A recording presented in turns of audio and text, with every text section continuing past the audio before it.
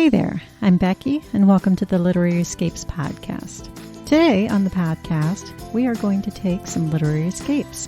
I've got several books for you, so buckle up and don't worry about packing your bags. I've got you covered. I've got several books for you today. They're all set in Greece and they're kind of scattered amongst the islands. So let's just jump right in and I'll tell you what we've got. The first book I have is a retelling of the Odyssey, kind of. It is called An Accidental Odyssey by author Casey Dyer. It's a women's fiction with a lot of humor in it. It's part of a series called the Ex Libris Adventures. And I read the first book in that series. It was a retelling of Around the World in 80 Days and thought it was fantastic. So if it's anything like that book, it'll be fantastic. Here's the blurb on this one. Gianna Costas is on the cusp of a fairy tale life. Sure, she's just lost her job, but she's about to marry one of New York's most eligible bachelors. On her way to taste wedding cakes, though, things go sideways. Shocking news sends Gia off on a wild journey, halfway around the world, in pursuit of her ailing and nearly estranged father. In Athens, she learns that Dr. Costas, a classics professor, is determined to retrace Odysseus's famous voyage. It's a journey her father is in no condition to take alone. But Gia faces a tough decision. When an unexpected job offer helps seal the deal and quash the guilt Gia feels from her disapproving groom-to-be, the journey is on. But as Gia adventures and eats her way around the Mediterranean, she discovers that confronting epic storms and ripped surfer dudes might be the easy part.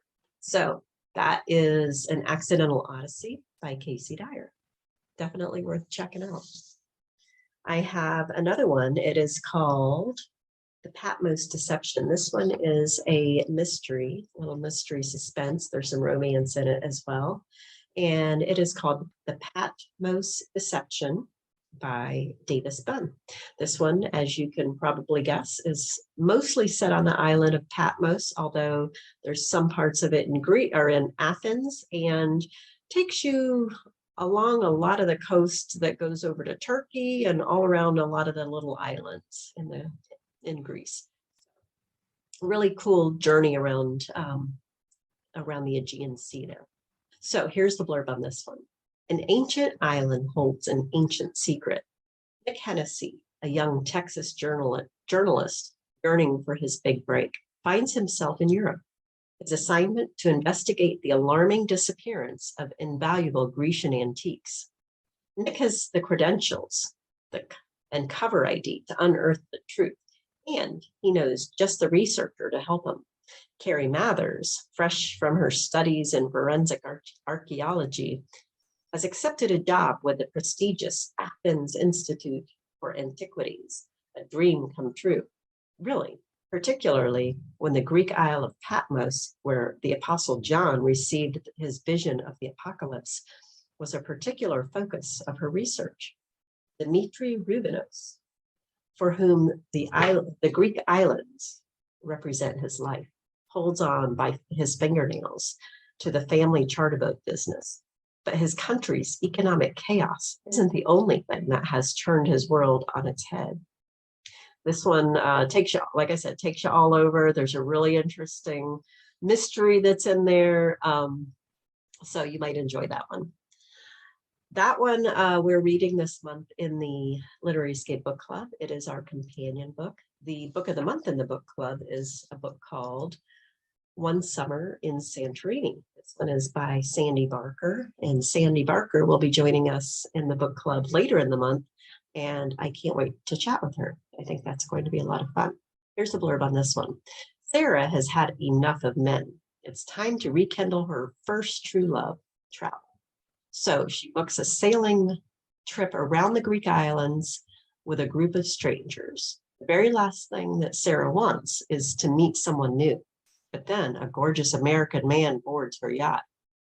And when she also encounters a handsome silver fox who promises her the world, she realizes that trouble really does come in twos. Will Sarah dive into a holiday fling or stick to her plan and steer clear of men? Continue her love affair with Feta and find her own way after all. So there. I've got a few others that I thought you might enjoy. These are recommendations from people in my Literary Escape community, and they sound fabulous. So this one is a YA book. It is called Love and Olives. It is by author Jenna Evans Welch. And here's the blurb on this one. Liv Varanaki doesn't have a lot of fond memories of her father, which makes sense. He fled to Greece when she was only 8. What Liv does remember, though, is their shared love for Greek myths and the lost city of Atlantis. So when Liv suddenly receives a postcard from her father explaining that National Geographic is funding a documentary about his theories on Atlantis, and will she fly out to Greece to help, Liv jumps at the opportunity. But when she arrives to gorgeous Santorini, things are a little awkward. There are so many questions, so many emotions that flood to the surface after seeing her father for the first time in years. And yet, Liv doesn't want their past to get in the way of a possible reconciliation. She also definitely doesn't want Theo, her father's charismatic so-called protege, to witness her struggle. And that means diving into all that Santorini has to offer: the beautiful sunsets, the turquoise water, the hidden caves, and the delicious cuisine.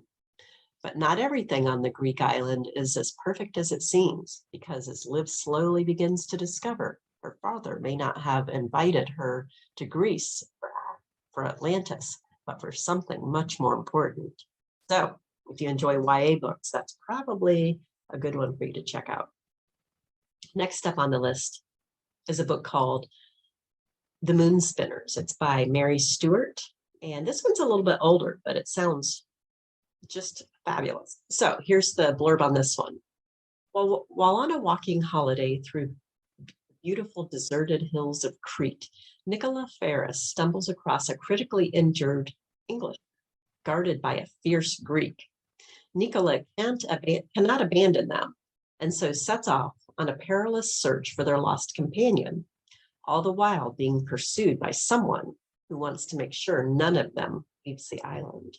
So, want to dive into Crete, a little bit of romantic suspense, check out Mary Stewart's book. It's called The Moonspinners. The next one I have for you is by Maeve Binchy. This one is called Nights of Rain and Stars. So here's this one. Tourists enter the Hilltop Tavern alone and in pairs for a casual lunch. But suddenly, tragedy in the harbor below causes the perfect strangers to become unlikely friends as their lives begin to entwine. Fiona left her nursing career in Ireland to be with the man everyone thinks is wrong for her. Elsa fled Germany and her high-powered television job once she learned what the man she loved was hiding from her. Thomas mourns his failed marriage and misses his young son in California, while David yearns to reconcile with his family in England without having to go into the family business. Chance has brought them together, and together they will find new ways of looking at the lives they left behind.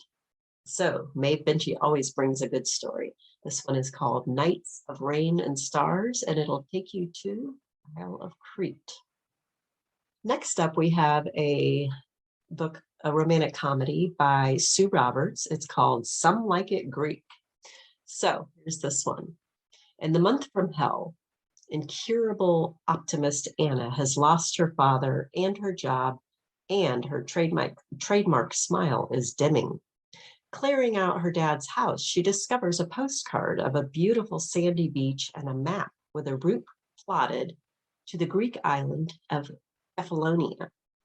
With an empty summer stretching ahead, Anna's eyes stray to her father's old camper van. Next thing she knows, she's hitting the road with friend Demi in tow on a course from Salford to Scala. Over one unforgettable summer, Anna and Demi make their rickety way along the sparkling Mediterranean coast, the hot sun shining down on their frequent mishaps with cheerful local characters. It's the trip of a lifetime, and the scent of lemons in the air, as well as unexpected romance, are just what Anna needs to awaken her inner Greek goddess. But there are big surprises in store when they arrive at the island paradise, which could change both women's lives forever. And as the summer comes to an end, Anna has to decide whether she's had enough of the Greek life or whether this is only just the beginning. So, Some Like It Greek by Sue Roberts. If you enjoy a good romantic comedy, you're definitely going to want to pick this one up. I've got one more for you. And this one is kind of a classic when you think of Greek books, I think. It's an older book. It's called Captain Corelli's Mandolin. And I'm probably going to massacre this guy's name, but it's by Louis de Bernières. So here's the blurb on this one. The place is the Greek island of Cephalonia, where the gods once dabbled in the affairs of men, and the local saint periodically arises from his sarcophagus to cure the mad. Then the tide of World War II rolls onto the island's shores in the form of the conquering Italian army. Caught in the occupation are Pelagia, a willful, beautiful young woman, and the two suitors vying for her love. Mandras, a gentle fisherman turned ruthless guerrilla, and the charming mandolin-playing Captain Corelli, a reluctant officer of the Italian garrison on the island, rich with loyalties and betrayals and set against a landscape where the factual blends seamlessly with the fantastic. So you're going to want to pick up Captain Corelli's Mandolin by Louis de Bernières.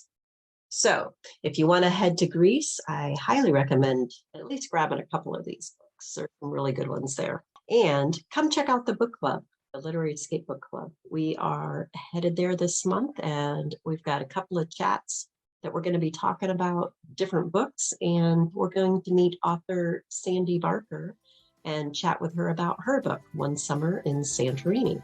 The links will be in the show notes if you'd like to check that out. Or just come join me over in my Literary Escape community, and you can see what's going on over there. Thanks for joining me today, and I hope you'll come back again next time.